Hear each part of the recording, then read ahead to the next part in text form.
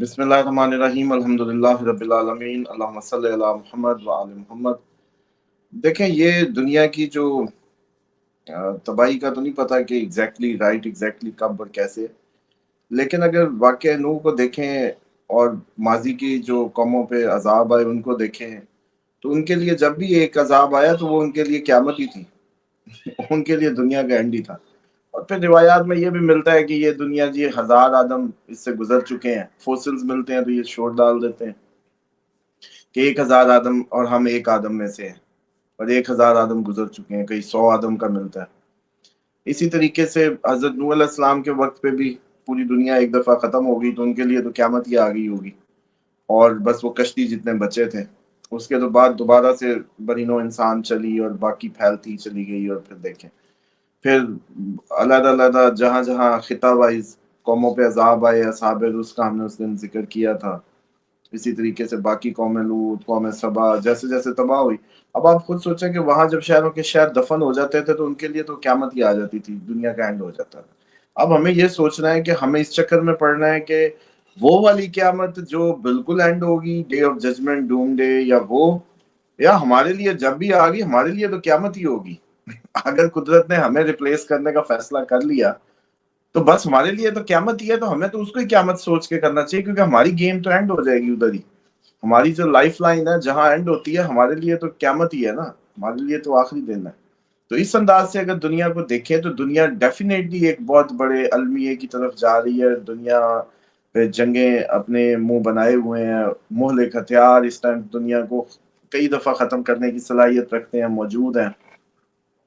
اور اب تک انسان نے، تہذیب و تمدن نے اتنی، بس انسانیت نے گرو کیا ہے کہ 4-5 بندے آپس میں بیٹھ کے کسی مسئلے کو ڈائیلاگ سے حل نہیں کر پا رہے، اور دکھایا کچھ جا رہا ہے۔ ابھی بھی وہی ہائپوکریسی ہے، ابھی بھی وہی سب دنیا کی انٹرنیشنل پالیٹکس میں ڈپلومیسیز چل رہی ہیں، ابھی بھی انسانیت بڑی نہیں ہوئی، ابھی بھی کہیں نہ کہیں مادہ ہی بڑا ہے۔ اور سیکنڈلی اس میں یہ دیکھیں کہ اگر جو آپ لوگوں کو بنیادی نقطہ نہیں سمجھ آ رہا وہ یہ نہیں آ رہا کہ دیکھیں، جو آپ جس چیز کی علت میں مشغول ہوتے ہیں یا جس کو بار بار پریکٹس کرتے ہیں وہ آپ کی فطرت ثانیہ بن جاتی ہے۔ اس کے تحت آپ اب خود بتائیں کہ اگر کسی شخص کو کسی بھی چیز کھانے کی عادت پڑ جاتی ہے، جو آپ نے دیکھے ہوں گے ایڈکٹ لوگ، تو وہ بہت بڑھ جاتی ہے دن وقت کے ساتھ ساتھ۔ یہ نہیں ہوتا کہ اس کی پیٹ بھر جاتا ہے، وقت کے ساتھ ساتھ وہ علت، وہ عادت، وہ ریکوائرمنٹ بڑھتی چلی جاتی ہے۔ تو اب دیکھنا یہ ہے کہ دنیا کے تمام مذاہب تو دنیا پرستی سے دور کرتے تھے۔ سب سے بڑا اس وقت دنیا کا مذہب اگر کرسچینٹی کو لیں آبادی کے حساب سے، تو حضرت عیسیٰ علیہ السلام تو کہتے تھے کہ یہ ہاتھ میں پانی پیتا ہوں میں، پیالے کو بھی دنیا کہتے تھے وہ۔ جو ہماری روایات میں موجود ہے حضرت عیسیٰ علیہ السلام کا، وہ یہ ہے کہ وہ پیالے کو بھی دنیا کہتے تھے، مٹی کا پیالے کو بھی دنیا کہتے تھے۔ اسی طریقے سے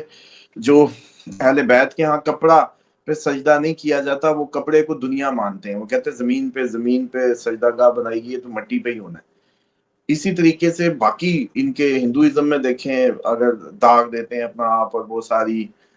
جیسے اکیلے ہونا اور وہ ساری جو پریکٹسز ہیں، تو بیسیکلی مسئلہ یہ آیا ہے کہ 2 باتیں تھیں۔ ایک چلے میں ایک ایگزامپل کوٹ کر دیتا ہوں تاکہ آپ لوگوں کو تھوڑی سی سمجھ آ جائے کہ ایکچولی سچویشن جو بن رہی ہے وہ کیوں اس طرف جا رہی ہے۔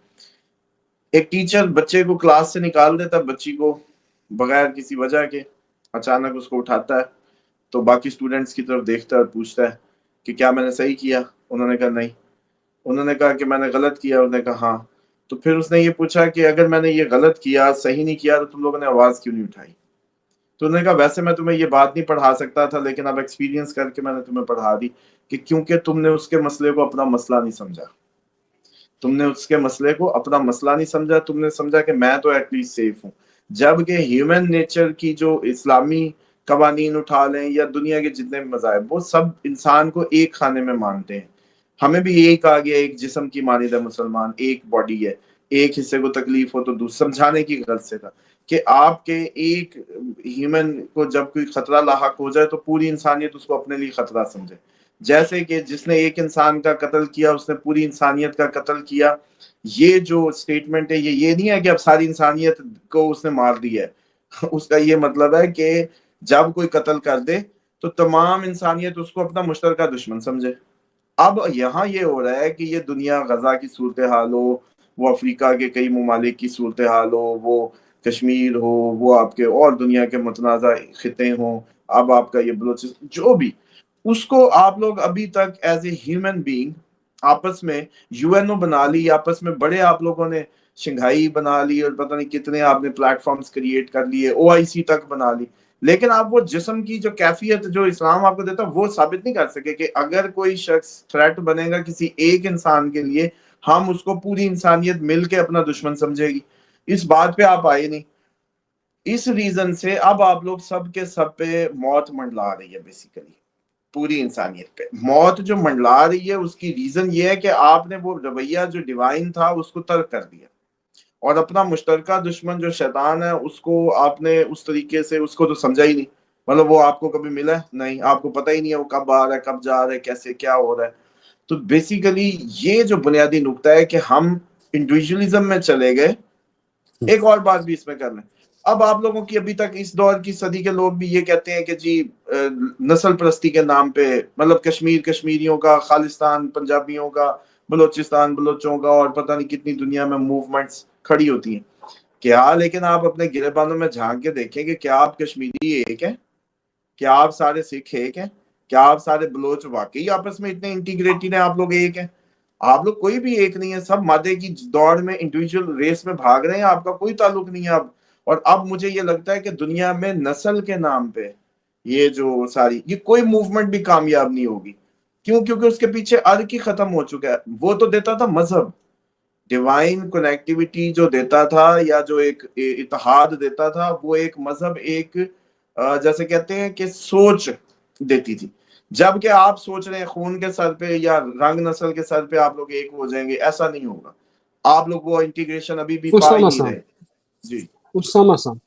اب میں صرف یہ جاننا چاہتا ہوں کہ یہ سب سے زیادہ تباہی کیا جنگیں اس کا سبب بنے گی یا قدرتی آفات؟ اور دوسرا، دنیا کے جو امیر لوگ ہیں انہوں نے تو یہ بھانپ لیا کہ بنکر، اور جو اسکینڈینیوین ناروے دیکھ لیں، سوئٹزرلینڈ دیکھ لیں، فن لینڈ دیکھ لیں، وہ تو اپنے جو جنگلوں کے اندر جو بنکرز ہیں ان کو رینوویٹ کر کے انہوں نے ضروری سامان، بیڈ، کمبل، فرائی فروٹ، دالیں وہ وہاں پہ پہنچا دی ہوئی ہیں۔ مطلب یہ میں نہیں کہہ رہا، بی بی سی کی رپورٹ ہے، اور ان لوگوں نے بھی، ان کو لگتا ہے کہ ان کو لمبا پروسیس ہوگا تو انہوں نے بڑے لگژری قسم کے بنکرز بنائے ہیں۔ تو ان ذرا دو سوالوں کو ایڈریس کریں کہ کیا یہ قدرتی آفات اور جنگیں، اور پھر یہ والا سینیریو۔ دیکھیں، یہ تو پھر توفیق خدا پہ ہی منحصر ہے، کوئی مثال کے طور پہ آپ کا دودھ آپ کے لیے فائدہ مند ہوگا یا نہیں ہوگا، یہ تو آپ کی جیسے کہتے ہیں نا کہ پھر نصیب کی بات ہے، آپ کے کیے ہوئے ہیلے یا بہانے آپ کے کام آئیں گے یا نہیں، یہ تو پھر ڈیوائن کنیکشنز ہی اس کو بتائیں گے۔ لیکن وہ لوگ اپنی طرف سے دیکھیں، ہیومینٹی کی کیئر ہے تو سب سے زیادہ دیکھیں رضوان صاحب کے لیے، رضوان صاحب قیمتی ہیں، at least he is doing something for himself, مطلب کچھ تو وہ اپنے لیے کر رہے ہیں۔ اور ہمارے ہاں والا رویہ تھوڑی ہے کہ جیڑی کل قبر دے وچ ہے تو وہ قبر دے وچ ہی ہے، تو وہ کوئی نہیں، اللہ خیر کرے گا، پھر ویکھی جائے گی مار کے، پھر جی کے کی کرنا ہے، مطلب اس طرح کی ایٹیچیوڈ۔ تو بات یہ ہے کہ انسانیت کو پھر خودکشی حرام ہے اسلام میں، اس طرح نہیں کر سکتے، ہمیں آخری وقت تک اپنی پریکاشنز لینی ہوتی ہیں۔ ہاں یہ ضرور ہے کہ ان کو لگژری امیروں کی بات تو ڈیفینیٹلی پوری دنیا کے امیر ہمیشہ اس طریقے سے وہ مطلب اپنے سروائیول کے لیے کرتے رہے، لیکن آپ کو یہ بتاؤں کہ ہمارے مذہب میں جو کشتی نجات ہے وہ اہل بیت علیہ السلام کی ذات کو قرار دیا گیا، اور ان ہستیوں کو قرار دیا گیا، کشتی نوح سے تشبیہ دی گئی ہے۔ تو ہماری بقا تو بنکروں سے زیادہ کہیں ان کی اطاعت اور ان کے جیسے کہتے ہیں نا راستے پہ ہے۔ باقی رہ گی کہ ادھر کے امیر، آپ کو یاد ہوگا ہم نے ناروے کا اور ڈنمارک، ناروے اور اس کے جو بینکس پہ بات کی تھی کہ انہوں نے پوری دنیا کے بیچ اکٹھے کر کے رکھے ہوئے، وہ اسی دن کے لیے رکھے ہوئے کہ جب دنیا ختم ہو جائے تو پھر ہمارے پاس بیچ پڑے ہوں، قطع نظر اس سے کہ آپ کے نصیب میں کیا ہے اور کیا نہیں ہے، یہ ایک علیحدہ کہانی ہے۔ بہرحال یہ دیکھیں پوری دنیا کوشش کرتی ہے، پوری دنیا میں یہ ہیں، بلکہ کوریا میں آپ کو یاد ہے ان کے تو بنکر 7 لیئرز میں ہے ہر ٹیوب سٹیشن پہ۔ تو یہ تو پوری دنیا تیار ہے سوائے ہمارے خطے کے، کہ ہم لوگ اس طریقے سے ویل پریپیئر نہیں ہیں جنگ کو لے کے، یا ہمارے یہاں ہیومن لائف جتنے لوگوں کے جنگوں میں جاتے ہیں اتنی تو ہماری روٹین کی خبر میں 150-200 کی خبر تو پورے پاکستان کی ٹوٹل کریں، ڈفرینٹ بے احتیاطیوں سے، ایکسیڈنٹ، دہشت گردی، لینڈ سلائڈنگ، وہ سارے ملاؤ تو 200-250 کی خبر ہم ڈیلی سنتے ہی ہیں۔ تو ہمارے ہاں تو اس کا جیسے کہتے ہیں رجحان ہی بہت کم ہے۔ ہاں لیکن یہ ہے کہ پاکستان میں ڈیزرٹ میں آپ لوگ یہ بڑی آسانی سے کر سکتے ہوتے ہیں کہ ایک کنٹینر دبائیں اس کے اوپر اچھا سا لینٹر ڈالیں اور ایک جو پائپ ہے جو سیمنٹ کا جو بنتا ہے وہ بنا کے اس کی انٹرنس کریٹ کر لیں، تو آپ ایک سستا سا بنکر، یہی جو آج کل فیبریکیٹڈ وہ بنا کے دے رہے ہیں کنٹینر ہاؤسز، اس کو کر سکتے ہیں. یہ کوئی بہت مہنگا نہیں ہے اور سستا سا انتظام، اور بلکہ یہ ہے کہ آپ کے اوپر کی ٹیلا اس کے اوپر ڈالیں گے تو ریت ویت بھی سیدھی ہو جائے گی، معاملہ وہاں سے یوں سیدھا ہو سکتا ہے. باقی یہ ہے کہ دنیا ڈیفینیٹلی خطرے کو محسوس کر رہی ہے. مثال کے طور پہ یوکرائن اور رشیا کا مسئلہ ہے تو یورپ کو کیوں ٹینشن ہے؟ یورپ کیوں کہتا ہے ہمیں تھریٹ ہے، ہمیں سیکیورٹی گارنٹیز دو؟ وائی؟ مطلب اس کا مطلب ہے کہ آپ ہی ہیں پیچھے، بیسیکلی آپ نے چارہ ڈالا ہے، یوکرائن چارے کے طور پہ آگے کیا ہے رشیا کو. تو اب یہ ڈیفینیٹلی جنگ تو آگے کی آگے آپ اس کی کروٹیں بدلتی دیکھیں گی، اور قدرتی آفات کا کیا کر لیں گے جو ابھی نومبر تک مزید رہنے کے فل چانسز رہیں گے اس کے. تو بس بشیر اللہ ہے. تعالیٰ محفوظ کرے اور ہماری قوم کو بھی پریکاشنز کو سمجھنے کی اور لینے کی توفیق عطا فرمائے.